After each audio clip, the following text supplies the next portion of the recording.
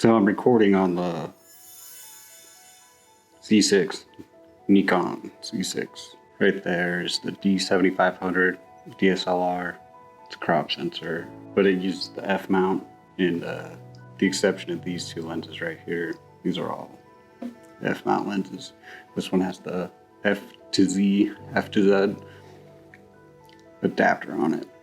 But we got the Sigma 150 to 600, Tamron 70 to 200, Nikon 85 1.8, Tokina 11 to 20 2.8, then Z mount 35 mil, 50 mil, and then a F mount macro. It's the 40 millimeter. Actually, it's micro. It's a really cool lens.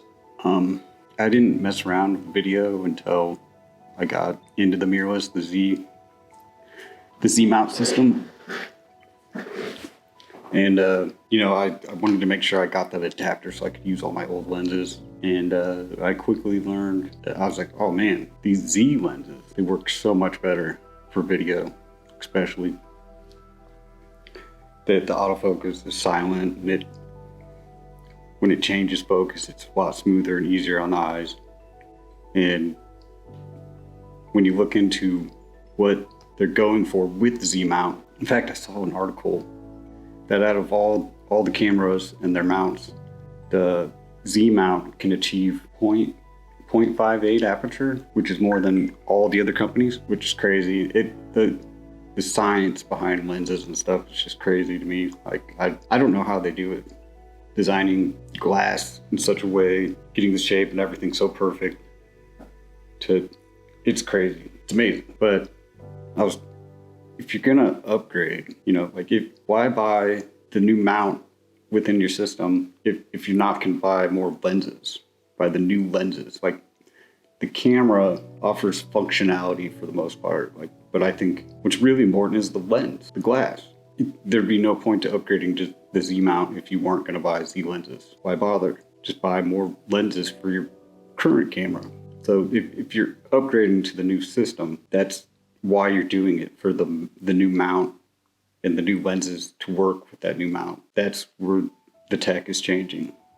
That's where the upgrades are coming in. I'm pretty excited for what the potential that they've expressed with the Z mount. It's pretty awesome. But I went to the zoo the other day and I used the Tokina with the adapter, and I had my Ronin S, the gimbal, and it would just be like so loud, and it was trying to focus and constantly, it's just loud as hell.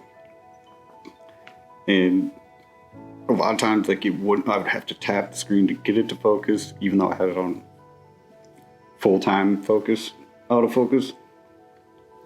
With the Z's lenses, it's just doing its thing.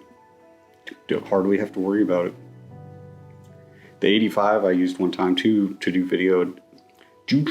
It's so loud, it's ridiculous. Just jolt to and fro as my refrigerator turned on. Fantastic. That's great. God damn, that's loud. So I have to remember to turn that back on. I shut it off completely. I remember being confused about the numbers, what's all going on here. And I'd see these lower number values like f2.8, f1.8, and the price would just be way higher. I'm like, whoa. Because when I started shooting, all that mattered was focal length. Like, oh, this one, it was 55-200. It's like $100 used lens. Like, I don't understand why is this one so cheap if I'm getting a steal here? But really, it was like aperture 5 to 6. It was a shitty lens, but then when you got the 150 to 600, this is a 5 to 6.3 variable aperture. So as you zoom in, the aperture gets smaller, therefore letting less light in. So if you're zoomed all the way out, you're at 6.3. It's not letting a whole lot of light in. In fact, that's close enough that you'll start seeing dust on your sensor. So I tend to like prime lenses because they go down to 1.8. They don't zoom or anything. It's one focal length, but it's big aperture with all the light in. Shooting concerts is something that really came in handy. So I'm so used to 1.8 or 2.8 that when I shoot with anything else, that like the lens that's recording right now is at f4, but at least it's not a very, like, it stays at f4 no matter what zoom you're using. So when you zoom all the way to 70, it's still f4. But f4, you're not going to get the bokeh. It's not going to be the blurry background. Not letting a whole lot of light in. It's going to make your job a little harder. The depth of field, more will be in focus. But it overall just doesn't look as good, but it's usually what I take out when I'm going out for the sunset, just so I can have the variety of focal lengths. And yeah, the 11 to 20, it's a DX lens, so even when you're at 11, it's actually like 16. Because when you got a crop sensor, it's, on Nikon, it's like 150% of the focal length, 1.5, because the image is a circle that comes in through the lens, and then you have the sensor that's capturing, the image is capturing, or the sensor is capturing within the image. So you got the image here, and then a crop sensor is like a square within that circle. But like full frame is like the corners of the sensor are hitting the edges of the circle.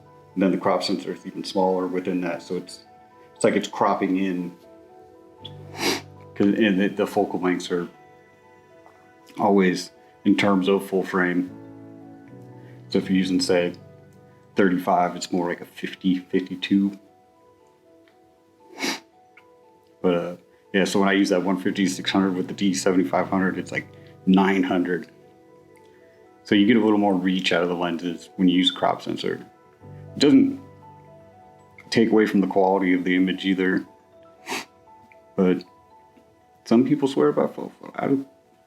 I wasn't too worried about getting a full frame, but I have one now with Z6, and files are a little bit bigger. But when you get to these super wide nuts. Hello.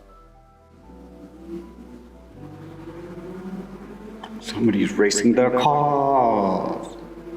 Oh. Winner, winner, chicken dinner.